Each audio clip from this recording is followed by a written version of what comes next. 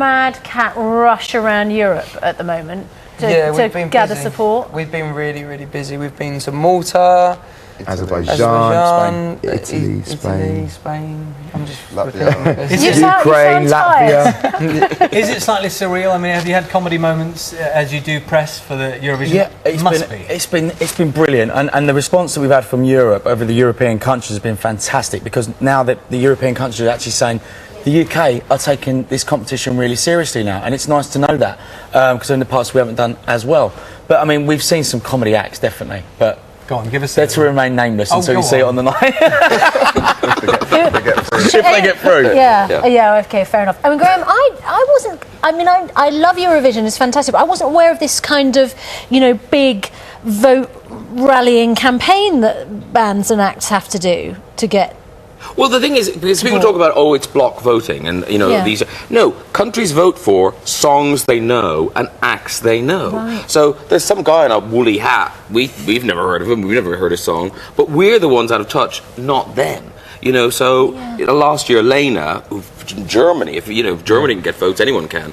That song by Lena, that had been released all around Europe, so they knew the song. And what's great is this year ICANN is getting lots of radio play around Europe and in this country as well. You're in quite a curious position in some ways, aren't you? Because part of the fun of Eurovision is the anti-Brit thing, and all the stuff that goes, the nonsense that goes. That's part of the fun, isn't it? For you, it is part of the business. At the same time, I mean, obviously, you want these guys to do well. Yes, look, I'm in a very different position from Blue. Blue putting themselves on the line. Yeah. I'm commentating on a singing competition. It's a very different game. But at the same time, I'm commentating for the UK. So, we want them to do well. Thank you. Yeah, and Duncan, I mean, you and Lee have written this song, Yes. ICANN, but do you feel you're putting yourselves on the line? Because if you don't win or if you do badly, it does unfortunately affect the act. Well, for us, this is our 10th year anniversary. We're doing this. We're flying the flag for our country. We've got an album coming out this year, and this is a way of letting everybody know in Europe that we're back as a band.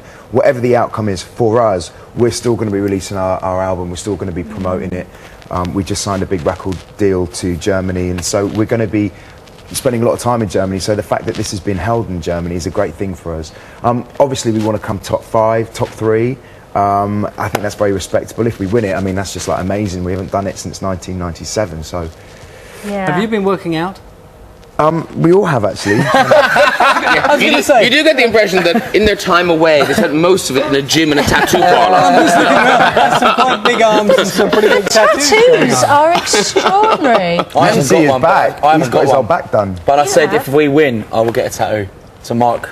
If we win, I might get a tattoo. We'll all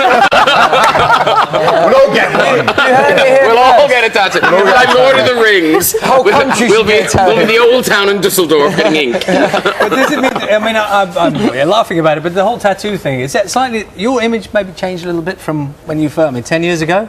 The image thing is. I think I got my first tattoo in Malaysia. Yeah, I had my first one. We had this one. Look at that. in 2004. What does that one say? Can we get a close-up on that? Love, peace and happiness, there we go. I had that done in 2004, but I had that done, the sign of the... and I had the yin... in 2000. I had the sun on my back. I've got a sun in yin yang with a Gemini sign inside a sun. My mother's going to hate that shot you just done. Thanks. Graham, have you got anything you'd like to... Sadly, no ink. Inkless. No. Inkless. Unless we win. Yeah. And Anthony's got a jacket on to cover up the fact he's got completely bare arms. I have. Should we talk about last year? Last year's entry, Josh Dubovi, and Sandy came last with That Sounds Good to Me.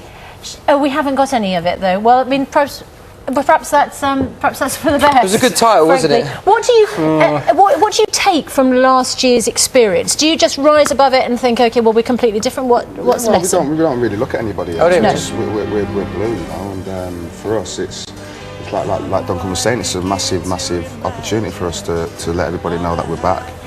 To represent your country as well is honourable. Yeah. I would have loved to have done it as a sportsman, but this is my calling, and this is what I'm doing with the boys that I love. So, Graham, do you get an instinct? I mean, if we go back to that, I think in Josh's defence, and kind of in a way, why Blue I think will do well this year is it's very hard to go from liking to sing and selling a song to an enormous stadium and a television audience. Those are skills that these guys have. Over 10 years, they've played spaces this big. You know, they've done so many TV appearances, and that does give you an edge on the night, because the nerves and the pressure of walking, it's, you know, 30,000 people. Who wants to name a favourite Eurovision Song Contest contestant of the past? I'm a big Eurovision fan, so I've got anyone from Anna Vichy, who represented Cyprus back in 1987. That's good trivia. That's very good and trivia. Love City Groove was apart from My Can, was my favourite UK entry in 1995. Diggy Doo, Diggy Lay. Perennial favourite. Yeah. You mentioned the size of the audience. What's the biggest audience you've ever played to? 300,000? Well, then this is just a drop in the ocean, isn't it? Yeah, it was about that, wasn't it? We played in Rome. We sold out that big Rome Stadium. Yeah, Stade de Roma. Yeah, that's right. Yeah. And it was huge. I mean, I just remember walking out and it Just was like a people. coliseum, and it was just hundreds of thousands of people there, and we just walked out. We were like, "Oh boy!"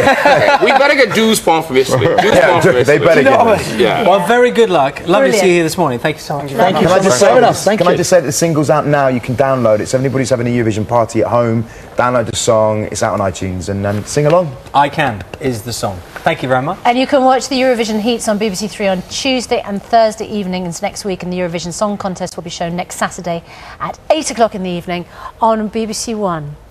Now for that interview we've been promising with Reese Witherspoon. What happened with you and Reese that we can't show that interview this morning? Well, I think we're going to show it now, are She's we? on my show tonight, by the way, at 10:30. I'm just saying. Is she? Can we be Did clear? fall out or something? Or is it something that they've had to censor? Are we now showing the interview? We are. There you go. Water for Elephants is the film. It's a tale of forbidden love between a travelling circus performer and a vet who cares for animals. It's adapted from the best-selling book by Sarah Guin. Set in 1930s America, the film stars young Hollywood heartthrob Robert Pattinson and Oscar winner Reese Witherspoon. So, finally, I caught up with Reese to talk about romance, her wedding, royal weddings, male co-stars, and, of course, elephants. Reese, welcome to breakfast. Hi, How are you? I'm good, I'm good. Tell me a little bit, before we talk about the film, about things that have been going on in your life. Yes, Been a bit busy, haven't you? yes. Well, I just got married. How long ago? About 2 weeks before Kate Middleton. Okay. Yeah.